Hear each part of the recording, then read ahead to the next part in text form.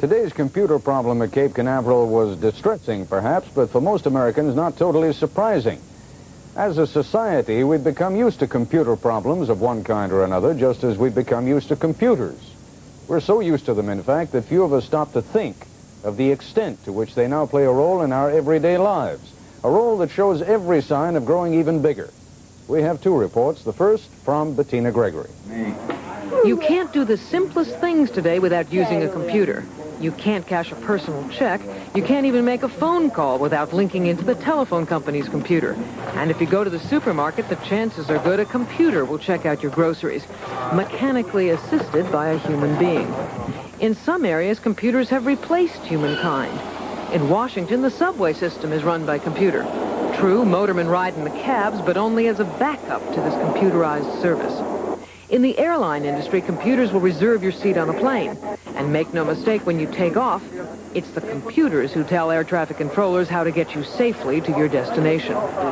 Computers have revolutionized the personal credit card industry. Credit card billing would be a lot harder to do without the computer. And of course, the computer provides the inevitable excuse for mistakes in your bills. Humans often feel like Don Quixote tilting at windmills when it comes to fighting the almighty computer. Miracles of modern medical diagnosis are made possible by computers, and academic research is more comprehensive. Computers have had an enormous impact on television journalism. ABC News researchers have millions of hours of film and videotape right at their fingertips. Film of an elephant? There are 223 entries in the ABC News library. An elephant at a circus? We have 20 such entries. But if you want an elephant with a rider, the computer says we have only one such film. It's a small computer that puts the letters on your television screen, and another one that creates special effects, which were once too expensive and time-consuming to produce before the age of the computer. Since Wall Street started using computers, volume on the big board doubled and redoubled to as much as 70 million shares a day. The government certainly uses computers. When you pay your taxes, IRS computers will audit the returns. The federal government also uses computers to track down runaway husbands on welfare.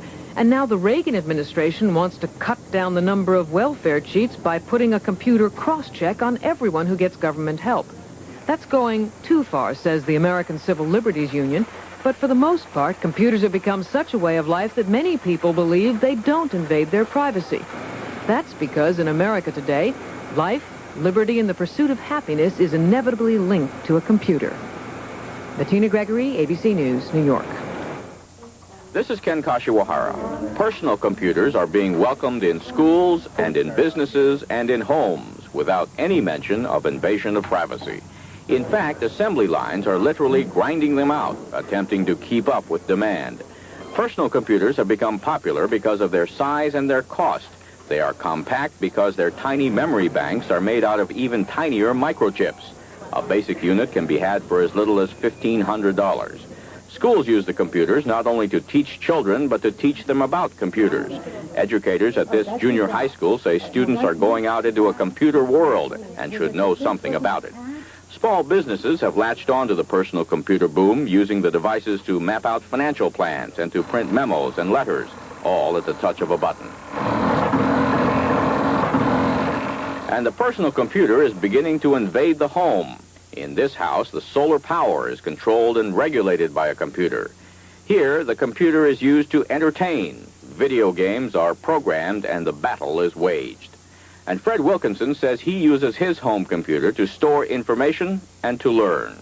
It's a daily event. There isn't a day that goes by that either through a magazine or through the keyboard or through a program or through talking to somebody that I don't pick up more and more information. And it's a growing experience. I see that in myself, and I see it in other people who I deal with that started out much the same way I have. The personal computer boom has been a boom to one company in particular. It has become the Big Apple in this land of high technology. Since the Apple Computer Company was founded 5 years ago, its sales have skyrocketed from about $100,000 to more than $100 million. Stephen Jobs helped build the first Apple computer in his garage. He is now 26 years old and is chairman of the board. And he sees his computer's future as the future of mankind. This is a 21st century bicycle that amplifies a certain intellectual ability that man has. And I think that after this process has come to maturity, the effects that it's going to have on society are actually going to far outstrip even those that the petrochemical revolution has had. But these computers are not necessarily simply innocent playthings of the future. Some people feel threatened by them. Some think they tend to dehumanize, and others fear they may eventually take over their jobs. This is Ted Koppel, ABC News San Francisco. But at least it still hasn't learned how to say, back to you, Ted. Back to you, Ted. I'll have my computer talk to you in a moment. And in a moment, we'll talk live with the chairman of the Apple Computer Company and with a writer who warns of the dangers that computers pose to society. Really an example of sort of the role that computers are now playing in our lives, in the sense that that computer that malfunctioned was really as critical to the success of the shuttle as the thrust of the boosters that were going to lift it up in the air. And in essence, both the boosters and the computer were really performing the same type of function. Both were amplifying an inherent ability that humans have. In other words, no more could even a small collection of people run the shuttle than they could jump up in the air several thousand feet in the atmosphere. All right, there is a sense, though, that many of us have who really don't understand how computers work or what they do for us or to us, that we are becoming controlled by the computers. Any danger of that happening? Well, as you know, the product we manufacture, many people see it for the first time and they don't think it's a computer. It's about 12 pounds. You can throw it out the window if the relationship isn't going so well. And I think if you look at sort of the process of the technological revolution that we're all in, it's a process of taking very centralized things and making them very democratic, if you will, very individualized, making them affordable by individuals for a small collection of tasks, if you will, sort of from the passenger train to the Volkswagen. All right, we heard you talking on tape a moment ago about the bicycle of the 21st century. Right. What were you talking about? Well, actually, I read a survey in Scientific American in the early 70s, and what this survey had done was it measured the efficiency of locomotion for various species of things on the planet, birds, fish, dogs, and it ranked them.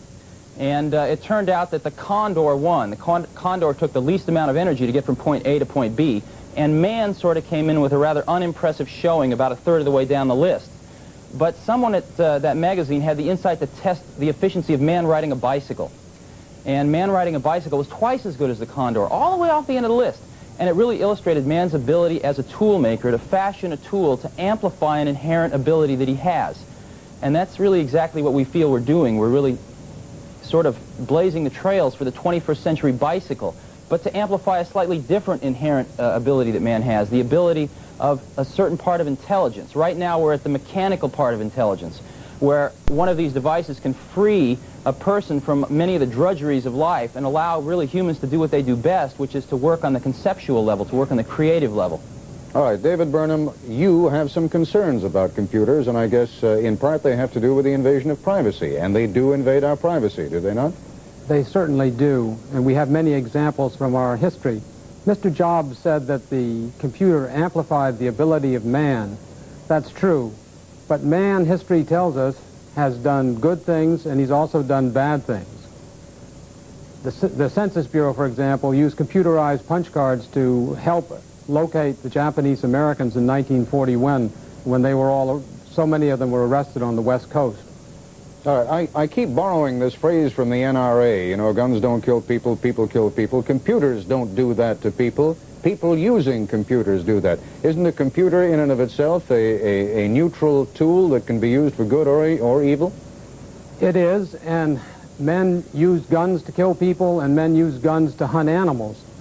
The question is our society alert enough to understand the power of the computer and to turn it toward the good things, or are there people and occasions when we use this tool for a bad purpose?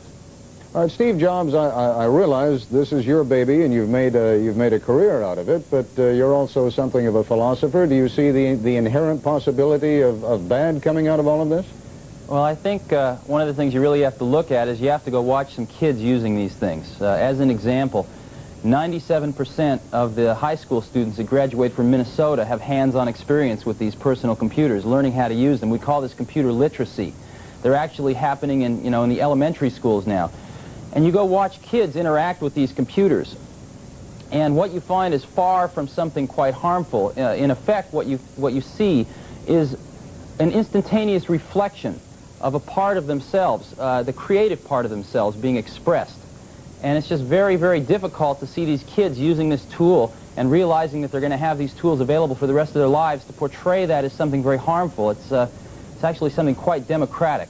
All right, but I mean, the government, and I think Mr. Burnham was leading us in this direction, the government has the capacity by using computers to get all kinds of information on us that we're really not even aware that they have. Isn't that dangerous? Well, I think the best protection against something like that is a very literate public, and in this case, computer literate. And I think you're actually seeing that happen right now. In the personal computer area, again, computers that people can afford themselves, we've already reached approximately 1 in every 1,000 households in the United States. And I think over the next 5 or 6 years, that figure will be 1 in 10. Ultimately, it will be 1 in 1. And I think the feeling of computer literacy among the populace is the thing that, for me at least, gives me the most comfort that that centralized intelligence will have the least effect on our lives without us knowing it. Mr. Burnham, are you comforted by that thought, that somehow we will all have the capacity to defend ourselves against computers by owning and being able to control computers? Well, I wonder whether the individual citizen alone is any match, say, for the United States Army when a few years ago it began surveillance programs of hundreds of thousands of people who were lawfully voicing their opposition to the war in Vietnam. I wonder whether the individual citizen can control the Army, or whether the individual citizen can control the Census Bureau if it decides to break the rules and make information available which the citizen has given to it. All right, but on balance, are you for them or against them? I think there's a tremendous danger that the public is not aware of enough at this moment. I think if we are aware that perhaps we can use them for the good things that Mr. Jobs sees in them. All right, computer literacy, you're both in favor of that, and I thank you both very much for being with us.